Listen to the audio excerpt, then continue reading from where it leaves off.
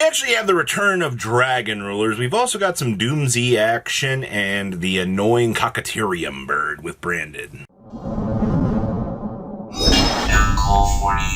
Make sure you guys smash the little crap out of that subscribe button so you guys don't miss out more on kind of, Dragon Rulers are always one of those fun little matchups that we kind of get to see smash into the competition here, because the deck has some kind of cool little gimmicks still going about it, which does kind of invite us into the idea of, hey, maybe there is something still to this deck. Now, obviously, because we are doing all the Dragon Roller stuff, we get to go ahead and play the Tempai package in the deck as well.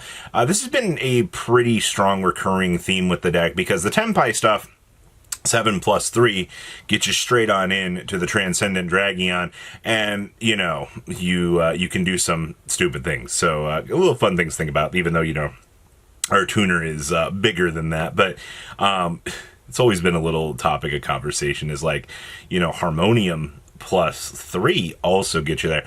I do think that they will probably explore more Harmoniums in this list as more becomes slightly more available on the market, because this card in this deck is also extremely broken.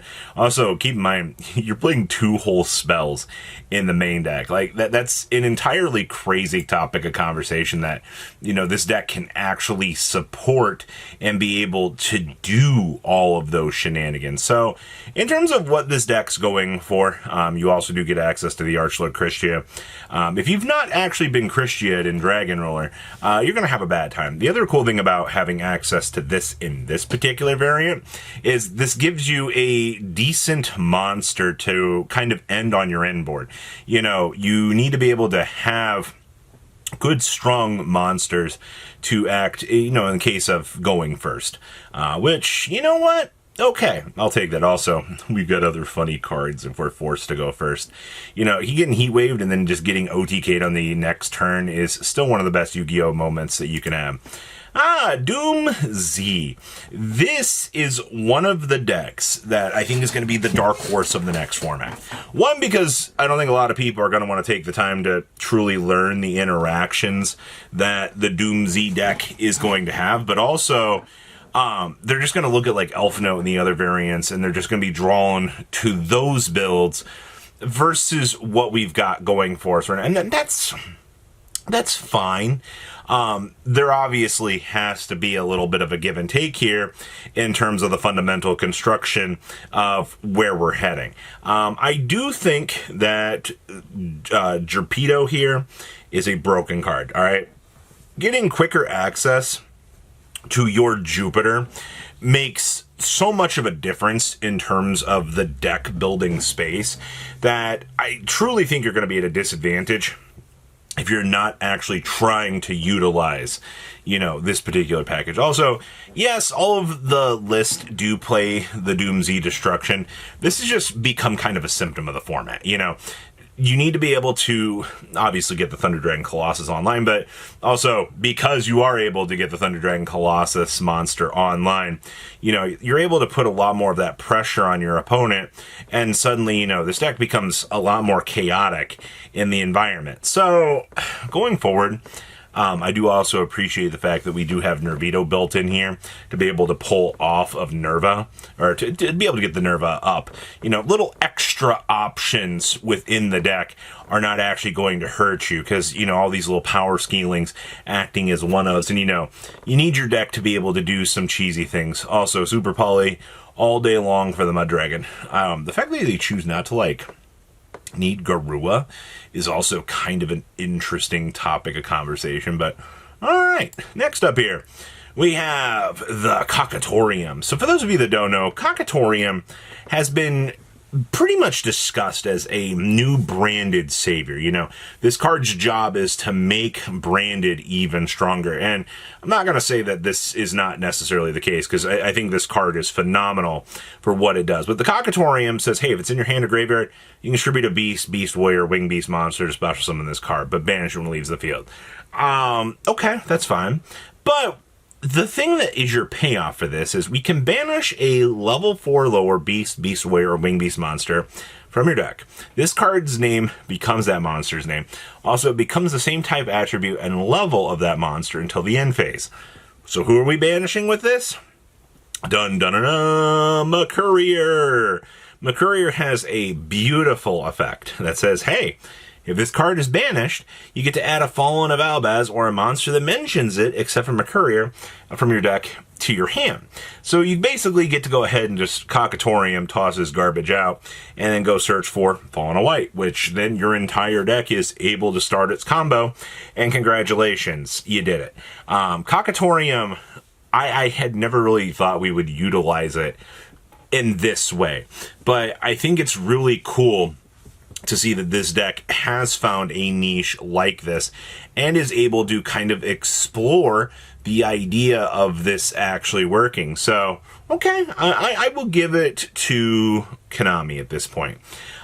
You've made some pretty questionable promo cards, but, you know, Cocatorium's doing good. Also, one other cool thing that this list was doing, Golgolette is in here because this getting sent gets you access to a droplet or a crown. I think this card is actually insane for what it's actually capable of doing for some of these decks. So don't miss out on that one, because that's a pretty big one.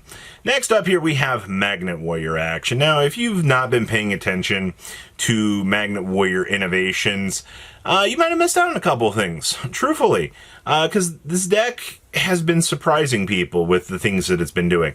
One cool thing that the TCG variant has pretty much solidified its need for is we need the Fiendsmith package in this deck. The Fiendsmith package in this deck ensures that you're going to be able to get a decent end board up and running.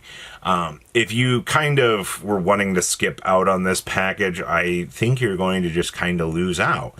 And that's not exactly what you want to be doing. You need this deck to fulfill the niche of being very, very strong. And obviously, you know, this package is supposed to hardwire you in to do that. You're also only playing 2 Duotyrion in this list. I think this is fine. 3 sometimes feels like a little bit much, but it's because you need to make sure that you can get to the magnet bonding. You know, if you get to the magnet bonding and you are able to go, it's good, but at what point, you know, is too much magnet bonding too much? 5 copies is probably about where you want to be. I don't know. I'm not trying to say that the 3 is bad, but it just comes down to, you know, player preference. Also, Cocatorium Guardian has been maximizing a lot more now. Cocatorium Guardian is such an incredibly good card for this deck, especially like if you can add a Emancipator into this thing, just to kind of get your protection layered down. And typically your deck just kind of goes from there. So I do appreciate that. I think with the proper tool set of what we've got going on here, your deck will probably work out pretty decently well. You do also have the Retaliating Seas. This card has also become a symptom of the format. But hey, being able to blast out your opponent with this is just incredibly good, right? Gotta love tech choices. And then we have Labyrinth. So one of the cool things that Labyrinth gets now is we now get Dominus Spark pouring back into the format. And having access to Dominus Spark is going to change a lot of your game plan. I mean, look at this, though. You get to play triple Impulse, you get to play triple Dominus Spark, you get to play triple Songs of the Dominators. The only other deck that I have seen that has been capable of, like, including all of these has been the Power Patron deck in terms of the competitive scene. Because you don't really want your deck to be bulked down on all the extra fat. You know, you need the deck to be as streamlined as you can possibly get it. Because the minute that you start running into these, we're going to call them inconsistencies, is going to hurt the deck. And obviously, you're already playing Labyrinth. You're already playing an uphill battle as it is. Obviously, you know, you have to play good, strong cards within the deck. I do think one thing that this deck could benefit from, which it is playing, is obviously Harmonia. I think being able just to do the good powerhouse BS that you're allowed to get with Harmonia really makes this deck feel a lot better right now. So this is actually kind of nice. I want to see some more power with this. I want to see, you know, more good things kind of coming along with the developments of Labyrinth. But honestly, if you're wanting to play this, this is actually probably one of the better places that you could be. Give or take maybe 1 to 2 tech slots that you might want to change, but I don't really think you have a reason to. Like, this looks pretty strong. So what do you guys think of today's decks? Please leave a comment down below. Tell me what you guys think. I'll see your beautiful faces back here later today, guys. Patrons, thank you.